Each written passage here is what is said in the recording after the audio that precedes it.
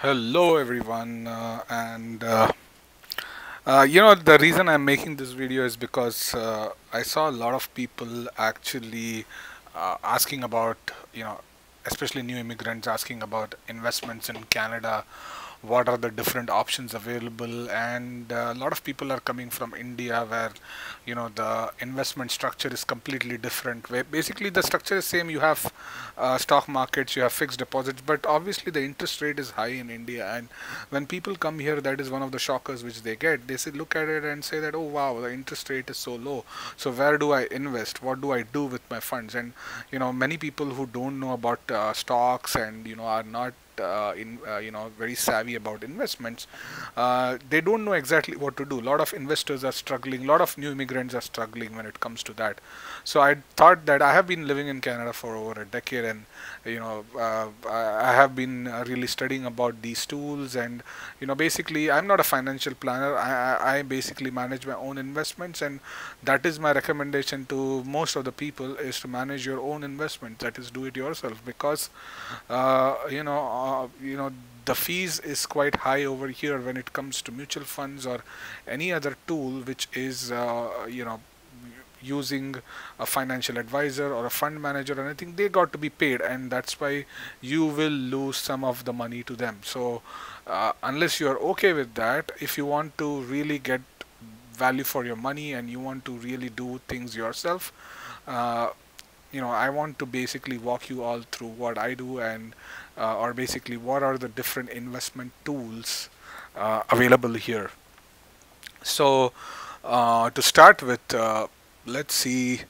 Let me walk you guys through what are the different investment vehicles available in Canada. So primarily, I'm not going to be talking about RESP and other additional tools. I'm going to stick to three major investment vehicles that are available here. So RRSP, Registered Retirement Savings Plan. This is the most popular investment vehicle available, which has existed for quite a number of years, and still a lot of people don't know exactly how this works. What exactly is this? How much money you can save, and what exactly happens when you put money in this, and how do you basically make best use of this, right? So as just to clarify, this is not a tax avoiding tool. This is only a tax deferral tool, which means that you can deduct taxes from your income for whatever, you basically get into a lower tax bracket. To give you an example, let's say you are making $100,000 and you basically put some money into RRSP. Your taxable income goes down and you basically save on taxes. But the catch over here is, whenever you are withdrawing, you have to pay the taxes back, and the amount of taxes basically depends on your tax bracket. So let's say that you are making $100,000 right now, and you are basically coming in the marginal tax rate of 27%. You would be paying approximately like $27,000 in taxes. And let's say you put $18,000 towards RRSP, your taxable income comes down to $82,000. I will be doing an Excel walkthrough just to show what exactly this means, so that you can get some real world example over here. And when you put 18% towards your RRSP, you would save that much money, which is the highest tax bracket. So let's say you are falling under the highest tax bracket of 43%.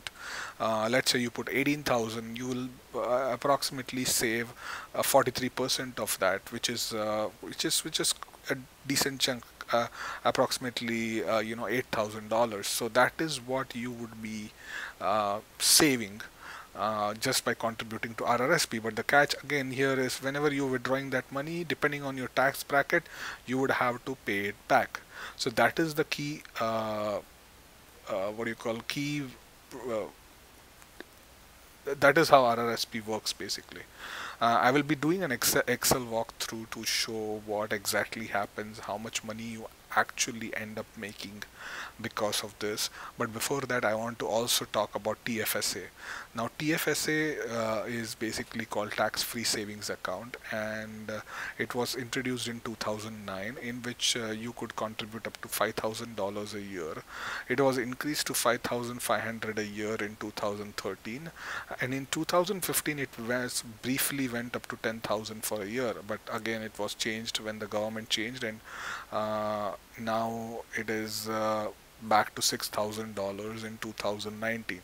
So the key about TFSA is it doesn't allow you to reduce any taxes up front. Like when you contribute money to TFSA, no, nothing happens. You cannot deduct it from your taxable income. But if your 5,000 grows to, let's say, $10,000 in 10 years, 20 years, whatever, you essentially get to keep all of the gains, and there are no taxes on gains, which is a big advantage because there is a lot of capital gains tax in Canada, and taxes are also there on dividends, income, everything. So TFSA is basically an account where you can contribute, and none of the taxes are none of your gains are subject to taxes.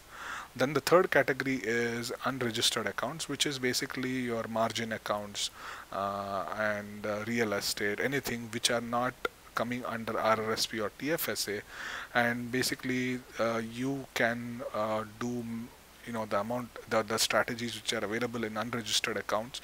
You can take more risk in unregistered accounts. You are allowed to do more leveraging. You are even in real estate, you can basically do more leveraging and much more exotic option strategies available in margin accounts. However, you have to pay tax on everything. So that is basically unregistered accounts, which is unregistered account, real estate, whatever, anything which falls outside RRSP and TFSA. Now I wanted to show you a Excel example of how RRSP works and how much money you can make by doing RRSP. So let's assume that a person has an income of $100,000. I have just created two rows over here just to see. Let's say in one he doesn't contribute to RRSP, in another he contributes to RRSP. So let's say that he contributes 18,000 to RRSP. His taxes without RRSP contribution would have been 27,000, and with RRSP it is 21,000. The tax rate, marginal tax rate, is 21%. Let me change this to percentage as well, and with RRSP it is 21%. So tax savings in the current year is $6,514. Now let's assume that I'm just taking very what do you call I'm just trying to show an example here. So I have gone ahead with some of the assumptions. So let's say that there are like 15 years left to retirement, and the average rate of return per year is 5%. So in 15 years, the value of RRSP, if it grows at 5%, it would be $37,420. This would be the value of RRSP investments. Now let's assume that in retirement you are making, before you withdraw any RRSP, you are getting around $15,000 a year. Your taxes would have been around $4,700. Now assume that you withdraw this entire $37,000. Now if you add this $37,000 to your $15,000 income, your new income now becomes $52,000, and your taxes becomes 15,000. So you basically pay around $11,000 in taxes, and sorry, you pay a total of 11,000, and the increase in taxes is 6,383. Now you might wonder, what the heck, like I am not saving much money, because I was saving around 6,500 in taxes, and now I am still paying close to that much, that is 6,383 in taxes. So what is the advantage over here, you might be wondering, right? The advantage, I will tell you, is so the advantage over here is like, firstly, this is an example, like you are paying, you are getting much more income here. That is why you are actually paying 6,383 in taxes. So your 18,000 which you have contributed has actually increased to this much. Now you might be wondering that can be done any which ways, like, why do I have to do through RRSP? Even if I had contributed in an unregistered account, it would have grown to $37,000, like, or TFSA. Like, why would I pay this much on RRSP? I mean, I'm not saving anything. But the key over here is the tax savings which you had got on that year. If you had invested that tax savings in TFSA as well, and if, let's say, your average rate of return was 5%, the total value of TFSA would have been 13,542. So in summary, let's say that your initial contribution was 15,000. The money which you made was tax savings growth, which is basically 13,000. Your RRSP less taxes is 31,000. Okay, and your total is 44,000. So the total gain which you have made is $26,000. So you essentially contributed $18,000. You just contributed that. You got $6,000 back in tax savings which you invested, and you got 13,000 out of that. The $18,000 which you invested in RRSP has now grown to 31,000. Your total is 44,000, and your compounded annual growth rate is actually realized at 8%, even though the average rate of rate assumed is 5%. So you have got just 3% every year extra by contributing to RRSP. So that is the power of RRSP. But the key over here is making sure that the tax savings which you are getting has to be invested. If you don't invest that, the advantage might reduce quite a bit. You would basically lose out this 13,000, uh, you know, and if you lose out this 13,000, your gains are not going to be that much. Your RRSP is, you're essentially not going to gain a lot of money, to put it in simple words. So that is how you should take advantage of RRSP and TFSA in conjunction to make sure that you are getting the maximum value out of your RRSP. So it is vital that you use TFSA along with RRSP. You ensure that you invest. I know that this is a little bit more than the allowable TFSA contribution room every year, but still, like, even if I assume this to be let's say $6,000, which is the room available, and I take it down,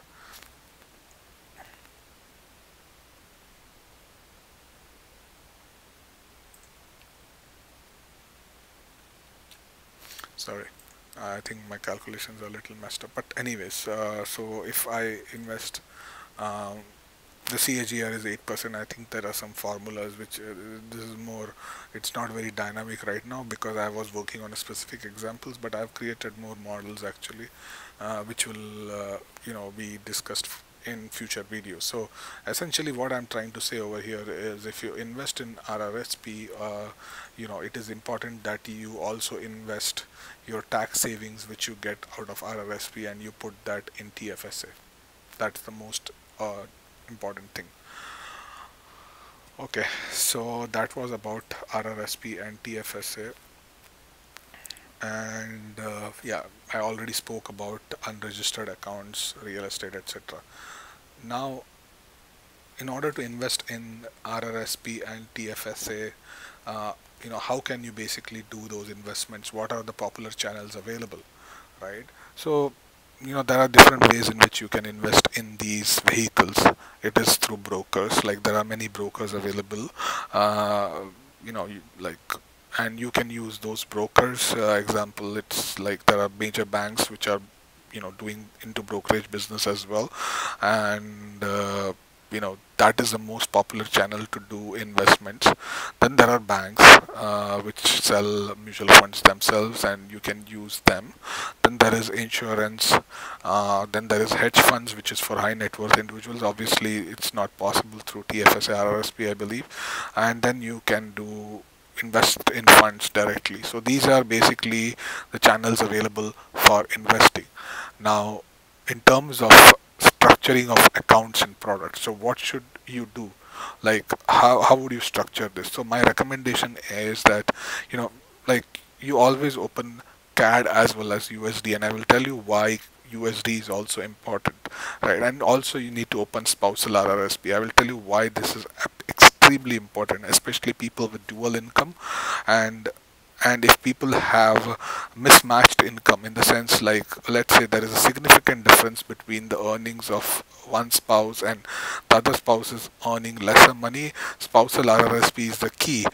Your goal should be that, when it comes to retirement, both the spouses have equal amounts in RRSP.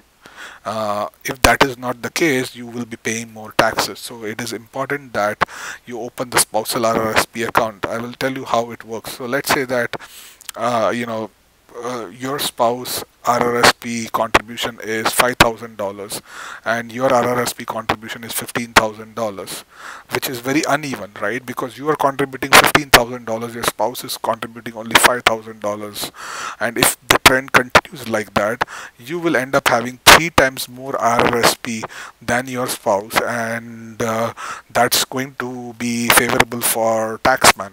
Like, the taxman is CRA is going to charge, you are going to pay more taxes. The spouse who has higher RRSP is going to pay more taxes because he or she is going to end up in a higher tax bracket. So if you want to do proper tax planning from the beginning, what you should do is open a spousal RRSP account. So let's say that there is one spouse who has $5,000 of contribution and there is another spouse who has $10,000 of contribution.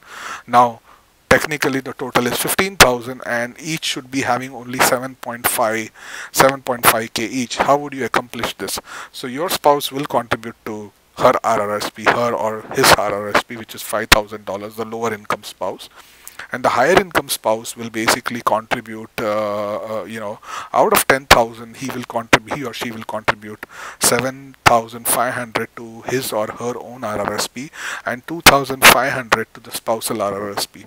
This will basically ensure that the balance is maintained throughout your income years, and when it at retirement, most of both you and your spouse will have the similar amounts to withdraw, and this way you can get maximum benefits of taxation. So that's why I recommend that you should be opening spousal RRSP.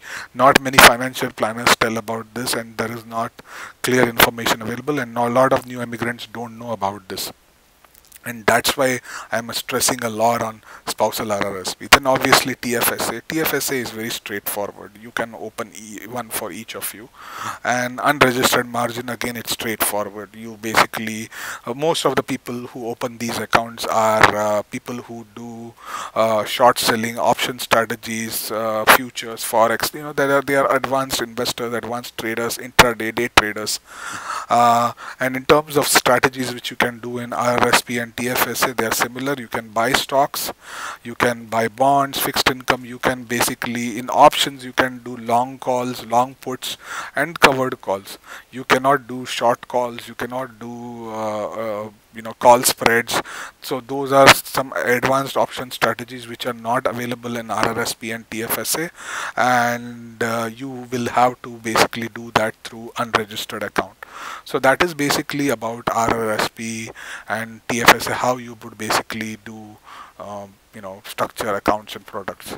Now I wanted to talk about this. Now, once you have, let's say that you have opened your RRSP, you have opened your TFSA, now you have all the investment vehicles ready for you to start doing investing. Where would you invest, right? This is again a very personal choice. This is again, my view, and please don't take it as, this is a disclaimer here. This is just for informational purposes. This is not an investment advice. So please, every advice over here is, I'm not making any kind of recommendations to buy something. It is just in general how the structure is. So in terms of Canadian versus US stocks, now as like, the biggest advantage we have as Canadian, in Canada, is we can invest in US markets. Our RRSPs and TFSs, using that we can invest in US markets, and that's a very big advantage, and I will tell you why. Now, advantages of US markets. Firstly, there are more choices available. Like, if you talk about some of the popular growth stocks like Amazon, Facebook, Google, Tesla, you talk about very popular growth stocks, they are all traded in US markets. US markets are more liquid when it comes to options and stocks, because obviously the marketplace is bigger. The order execution and everything is can be done in a much faster way because of it's a very mature market. The opportunities for aggressive investors. So if you are a very aggressive investor, you're not happy with a normal return of 3 to 4%, which the stocks in Canada can give you, and you want to basically trade in options, you want to basically trade in leveraged ETFs, you want to trade in commodity ETFs, then definitely you have US as a biggest advantage, and that's why it's very advantageous to invest in US markets. Now, disadvantages of US markets for Canadians is, now US dollar is about 1.33 times Canadian dollar at the current market rate, which keeps fluctuating. You need to pay FX commissions on top of the market exchange rate, and investments are subject to forex risk. For example, let's say that you buy stocks when US dollar is at 1.33 times, and then when you want to convert it back to Canadian dollar, it is at 1.2 or 1, then you lose whatever gains you have made on stocks. So that is a risk which you have to take. So you have to be very watchful about that, especially if you're nearing your retirement, or you want to basically cash out. This is one parameter you need to watch, and yeah, that's a big disadvantage, like you are bearing the FX risk. But however, yeah, if you want to be aggressive with your investments, you want to do investments in options, etc., then yeah, you got to go to the US markets. Now, advantages of Canadian stocks, they are less volatile compared to US stocks. You don't have forex risk. So these are the primary advantages I can see about Canadian stocks. And the disadvantages of Canadian stocks are, there are not many options available for aggressive investors, not many option strategies available, as the market is not very mature. So, that is basic overview of, investing in Canada versus investing in US. So in terms of recommendations, what I would recommend is you open RRSP account, which is both USD, and you open USD and CAD. They have basically kind of sections where you can open one USD and one CAD account. It is compartmentalized, so it depends on the broker how they are structuring it. But you open RRSP USD and CAD, spousal RRSP USD and CAD, TFSA USD and CAD, obviously margin in account, and depending on your risk profile, if you want to be aggressive with investments, then keep majority of the funds in USD and buy growth stocks. And if you want to take lesser risk, then you can obviously stay in Canada. And in terms of the websites which you can refer to learn about the markets here, this is one of the very popular website, which is investing.com. Let me basically walk you through investing.com. So this is a very popular website, I would say, because you can learn a lot about, you can track, you can see some news, and for beginners this is the best website to start learning about markets. So definitely that would be one website. Which there is a Canadian edition available as well if you want to go to the Canadian edition, and or if you want to be in US edition. I prefer the US edition just to get more, because I like to invest in US if I want to be aggressive. So you can learn about all the products. You can see what are the like the products available. For example, ETFs. So for example, you want to see major ETFs, and let's say you want to see major ETFs. So you get to know about all the ETFs available. You can click on the profile, and you know that. So wherever you see 3x, 4x, they are all leveraged ETFs. Leverage ETF, it means that you get, like for 2x you get twice the exposure, for 3x you get thrice the exposure of the amount you have invested. So they are all risky ETFs, which are more volatile. So yeah, you can go through investing.com and learn about investments. Then the other website which I can suggest is tradingview.com. uh, tradingview.com is for charting, and you can learn about technicals. This is one. You can learn about charts. You can see charts. So if you want to be good with technical analysis, this is another option available, which is tradingview.com. If you are into options, this is one website which I really like a lot, which is Options Profit Calculator. Options Profit Calculator is very useful for seeing options pay off. I really use this website sometimes, and it's really helpful. So for example, you want to know a call option payoff. Let's say Amazon. You type in the website, and let's say you want to buy an option. Let's say you want to buy something for 21st August, and you want to buy the options. You want to buy something for 21st August, let's say for $15. You want to see the payoff. So this basically graph tells you the payoff. It's a payoff profile. It tells you how much money you can make if an option hits a specific price by a specific date.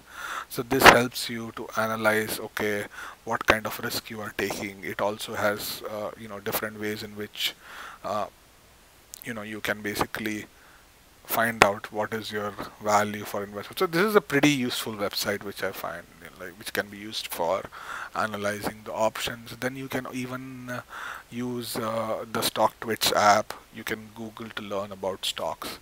So these are some of my inputs for people who are new to Canada, who are beginning to invest their hard-earned savings and want to know what are the different options available, because it is very important to invest properly in countries with lower interest rate environments, because you have to be smart about your investments, because the money will not grow if you just keep it in your bank. The interest rates are pretty low, so you have to take a risk, and it is important that you understand the risk you are taking. You learn about the markets. You exactly know what are the tools available, and it is important that you plan properly, so that when it comes to retirement, you exactly are in charge of what you have been. So it is important that you know all these things from now, because once you do the mistakes and you keep doing mistakes for many years, it's going to hurt you in the long run. So yeah, basically look into these websites, look at different brokers, analyze what you want to do. I would stay away. I mean, if you want to be a do-it-yourself investor, that's going to definitely save you money. But obviously, without expertise and without exactly studying about it, or without researching about it, you may still not be able to, get the kind of returns you wanted. And so you have to decide the path for yourself. You have to see whether you want to be a do-it-yourself investor, or you want to simply invest it in mutual funds. You want to use a financial planner and you want to invest in mutual funds. But think about it. If you're young, you can study about this, and you want to learn about the financial markets, it can be pretty interesting. Okay, so hopefully this video was useful to you all, and I will try to see, please definitely subscribe to my channel, and please leave comments if you want to learn more about investing. I can try to see if I can produce any more content, but my channel has a lot of other content, and about my life in Canada, etc. And so please subscribe to my channel and definitely share this video. Thank you.